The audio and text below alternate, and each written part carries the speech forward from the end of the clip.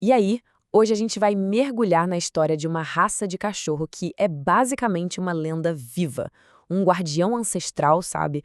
Com uma reputação de dar medo, que chegou ao Brasil por uma missão muito, mas muito específica. Vamos conhecer a história do Cangal. E para começar, vamos direto ao que interessa, o que define a fama dele.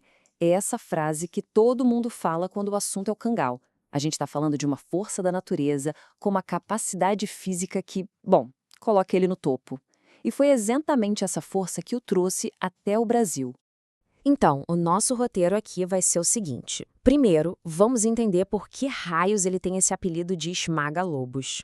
Depois, a gente vê a importância dele lá na Turquia, vamos acompanhar a saga da importação para o Brasil, analisar o temperamento dele para além da força bruta e, no final, a gente discute qual o futuro desse guardião por aqui. Ok, vamos lá. A história da chegada do cangal no Brasil não começou porque alguém queria um cachorro exótico e diferente, não. Começou por causa de um problema seríssimo que os fazendeiros estavam enfrentando. A situação que a fonte descreve é bem preocupante, viu? Pensa só. Cachorros domésticos que são abandonados em áreas rurais acabam se juntando em matilhas. Para sobreviver, eles voltam ao estado selvagem e começam a caçar ovelhas, bezerros, tudo que vem pela frente. O prejuízo é enorme. E é aí que surge a necessidade de um protetor de elite. E a solução encontrada foi essa aqui, o cangal. Uma raça que foi desenvolvida por séculos lá na Turquia com uma única função: proteger rebanhos. E o apelido esmaga-lobos, bom, não é exagero, é literalmente a descrição do trabalho dele. Agora, o que é mais impressionante aqui é a dimensão dessa força toda. Não se trata só de espantar um predador ou outro. Não, o cangal foi selecionado para bater de frente, para confrontar lobos.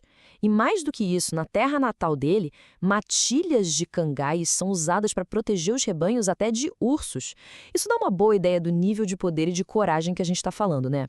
Certo, mas se ele é tão bom assim, por que a gente não vê um monte por aí? É que para entender o cangal, a gente precisa saber que ele não é só um bicho de trabalho. Lá na Turquia, ele é tratado como um símbolo, um patrimônio nacional mesmo. É isso mesmo. Tirar um cangal puro da Turquia é proibido pelo governo. Eles são protegidos como um tesouro nacional, mais ou menos como o Japão fez com a Akita, sabe? Então, quem conseguiu trazer, conseguiu. Quem não, agora tem uma barreira governamental enorme para conseguir essa genética original.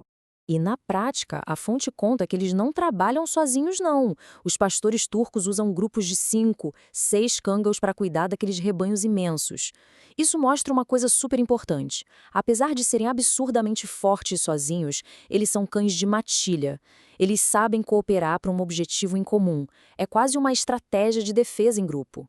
Tá, mas se é proibido exportar, como é que esses cães da nossa história vieram parar no Brasil? Bom, prepara, porque a história é uma verdadeira operação de guerra, cheia de perrengue e burocracia. O processo foi uma saga. Primeiro tiveram que acionar uns contatos lá na Turquia para conseguir comprar os filhotes. Depois, toda uma logística para receber os bichos no aeroporto.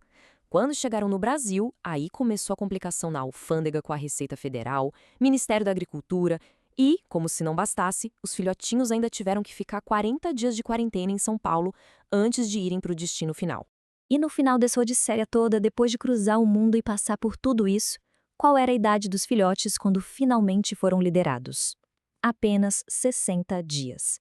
Pensa nisso. Filhotinhos com 2 meses de vida que já tinham enfrentado aeroporto, burocracia, viagem internacional, é a prova de que a raça já nasce robusta. E este slide aqui mostra o potencial de um jeito inacreditável. A fonte conta que com só 2 meses de idade, os filhotinhos de cangal já tinham o porte de um pastor belga Malinois de 5 meses.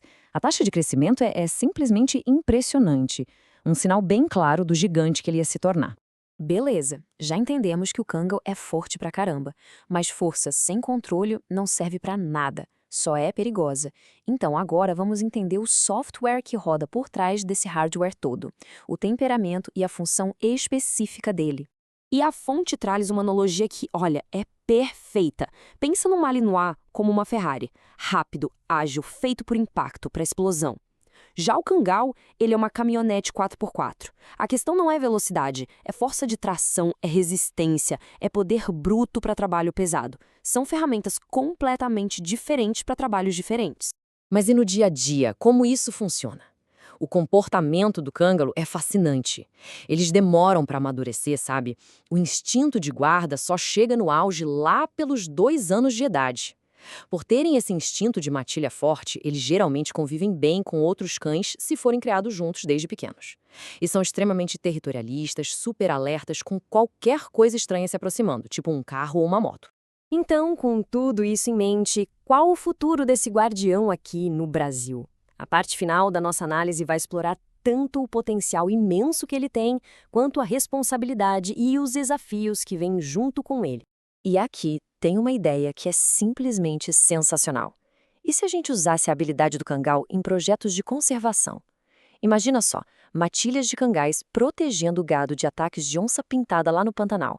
A simples presença deles já poderia ser o suficiente para evitar o confronto, o prejuízo e ajudar na coexistência entre a produção rural e a vida selvagem. Seria incrível. Mas é claro que a realidade traz alguns desafios. O custo para importar e para comprar um cachorro desses é altíssimo. A raça ainda é super rara no Brasil, quase não tem criador, e o mais importante, muitas das linhagens que a gente encontra fora da Turquia podem não ser de importação direta, o que acaba diluindo a genética original. Então, expandir um projeto desses não é nada simples. E a gente termina com essa citação da fonte que é poderosa e resume a essência desse cão. A ideia é a seguinte: um animal com tanto poder e tanto instinto não precisa só de um dono, ele precisa de um líder. Ele busca uma hierarquia, uma estrutura bem definida. Se essa liderança não for estabelecida de forma clara e firme, ele, por natureza, vai assumir esse papel. Fica aí a reflexão sobre a responsabilidade gigantesca que é ter um guardião tão formidável.